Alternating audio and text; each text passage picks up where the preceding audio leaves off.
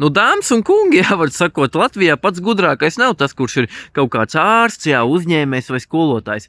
Latvijā pats gudrākais tas ir, kurš ir spējis saulaicīgi ieripot vai nu kaut kādā klimata un enerģētikas ministrijā, jā, vai nu kaut kādā labklājības ministrijā, vai nu kaut kādā kultūras ministrijā, jā. Jo pasakiet man godīgi, jā, nu kas ar tevi var notikt, esot kādā no šajā amatiem, jā.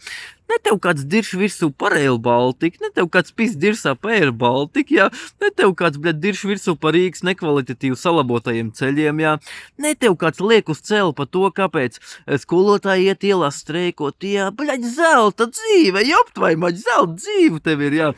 Es nezinu, es nevienu reizi neesmu dzirdējis, ka kaut kāds kultūra ministrs ir pieprasīts demisionēšanai, jā, vai arī kaut kāda labklājības ministrijas darbinieki ir tikt sodīti par nekvalitatīvu darba pienākumu izpildi. Jā. Nekad neko dzīvē tādu neesmu dzirdējis, jā, respektīvi. Un ja cilvēki jautā, jā, ar ko tu nodarbojās, jā, tāda, piemēram, kaut kāda klimata un enerģētiskā ministrija, jā, viņi, zin kā, tur pasaka, jā, mēs nodarbojamies ar nākotnes strateģisko vīziju plānošanu, zin kā, jā, cilvēki, jā, muļķīši uzreiz padomā, šitie čaļi nopietni, jā, šitos neaiztiekam, bļaļ, zin kā, lai viņi darbojas. Un viņi turpina sēdēt savos mīkstajos krēslos, jā, kaut kādā, bļaļ, klimata un enerģētikas, jā, ministrijas kabinetā. Viņam tur 10:00 kaut kāda trešā kafijas pauze jau bijusi. Viņam tur 12:00 lielā šitā te pusdienu pauze jau ir, jā. 1:00 viņam labākajā gadījumā kaut kāds sapulcs ir, jā, ar kolēģiem.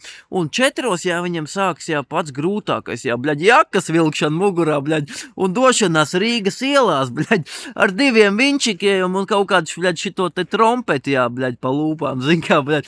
Tu tur var hujārīt pa tām vecīgas ielām, tev neviens neuzzinās, jo, neviens nezin, bļaļ, ar ko tu nodarbojies, jā, zin kā, kārtējies bomārs, jā, kurš, bļaļ, mēģina sagrabināt skanošo, bļaļ, lai pārnakšņot sarkanajā krustdienas viesnīcā pa nakti, bļaļ, jā. Neviens tev neatpazīs, jo cilvēki nezin, ar ko tu nodarbojies, bļaļ, esot tādās ministrijās. Tu neesi atpazīstams, jā, respektīvi. Bet tad ir kaut kāds šitas te, bļaļ, satiksmes ministrs, jā, kurš ir atbildīgs par katru nesalāpīto Rīgas bedrīti, jā, uz kuras sirdsapziņas ir katra Air Baltica neizpildītais reiss, jā, un katra cilvēka sapistie nervi lidostās, jā.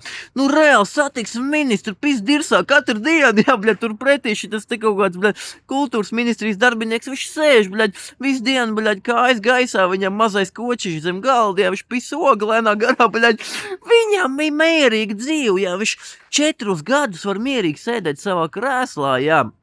Pie viņa ministrijas nestāv tauta, jā, Twitterī neviens neraksta atkāpies, demisionē, jā, neviens pa viņu neko nezin, bļaļ, jā. Labākajā gadījumā viņi ievēlēs nākamajās vēlēšanās atkal, bļaļ, jā, un tā viņš līdz pensijai, bļaļ, viņam mierīgi dzīve būs, jā.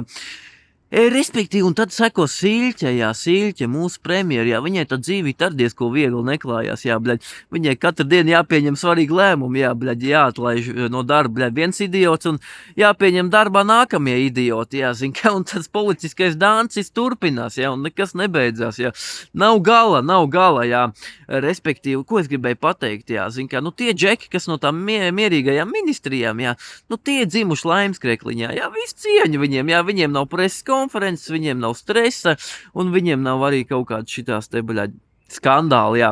Respektīvi, jā, ko es gribēju pateikt, jā, līdzjūtība sprūdam, jā, un, bļaļ, līdzjūtība Briškanam arī, bļaļ, jo pēc man skatījuma viņš ir nākamais, kur pisis dirsai, bļaļ, kaut kā tā, jā, izteicos, kaut kā tā, vairāk man nav ko teikt, jā, šodien. Labi, tiekās jau citos vidikos, čau.